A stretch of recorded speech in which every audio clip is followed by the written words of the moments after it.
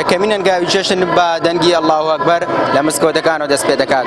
مسلمانانیش بە دڵێکی پاک و شادەوە ڕوو دەکەنە مزگەوتەکان بۆ بەجێهێنانی ڕێوڕسمەکانی جەژن. هەر ئەمانیش یەکەمین کەس دەبن کە جەژنە پیرۆزە و گەردنە ئازادی لە یەکتر دەکەن.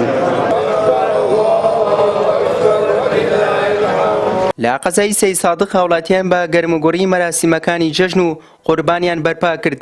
ئەمە شاوچەوەی ناوچە و ئاوەدانیەکانی دیکەی کوردستان کە ئەمڕۆ سەراپا بە دیاردەکانی جەژن و شادی تاپۆشران.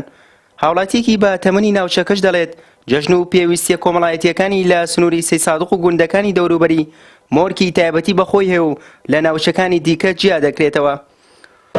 وڵای ئێستا لە وەکو پەیوەندیەکانی هەموو جەژنەکان جەژنی قوربان و جەژنی ڕەمەزان لە ناو خەڵکیە و خەڵک کاتە زۆر باش بوو. جا پەیوەندێکی زۆر هەبوو، خەڵک زۆر ماڵان نەگەڕا بەتەنگ ناخۆشیەکانی خەڵکە بوون. بەڵکو پەیوەندیانی کەس بەس لە سایقەیە لە شارەکانیە لە بڕۆ سەی سایە خەڵکیی باوەکو عەشایری باش بە دیوە باشەکەیە خەڵکان نەگەڕێن و سەردانی یەکترێکەکەن و شەو ماڵانەی کە تەعزییان هەیە ئەچن بەجارێ سەریان لێ ئەدەن و لە بڕەوەی ئارامیەک و خۆیان بەکەم دەزان کە لەوێ ئەو کەسیان یەکەم بووە.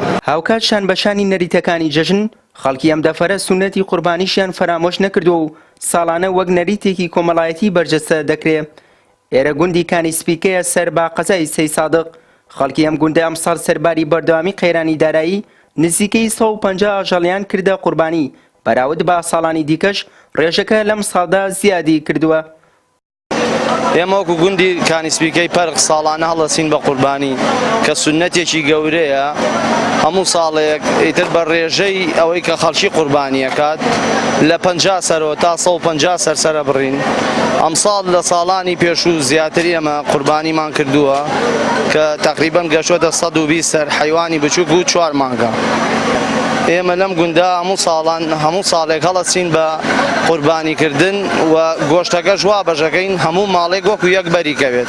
مامۆسایەکیانیش بە گرنگیەوە باس لە زیندووکردنەوەی سونەتی قوربانی دەکات و دەڵێت ئەوانی ناتوان قوربانی بکەن با سەردانی خزم و دۆست و داوای گردن ئازادی بکەن خەندە بڵاو بکەنەوە.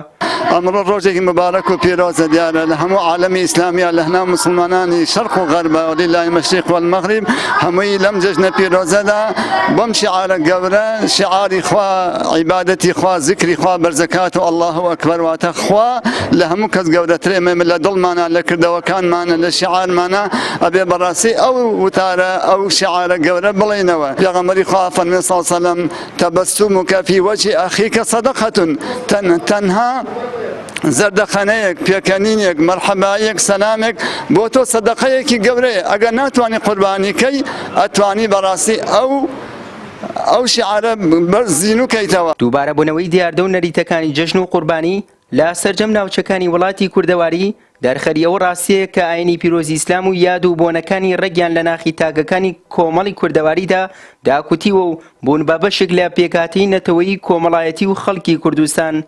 سوەی محەممەد کەناڵی ئاسمانی پەیام سەید سادق.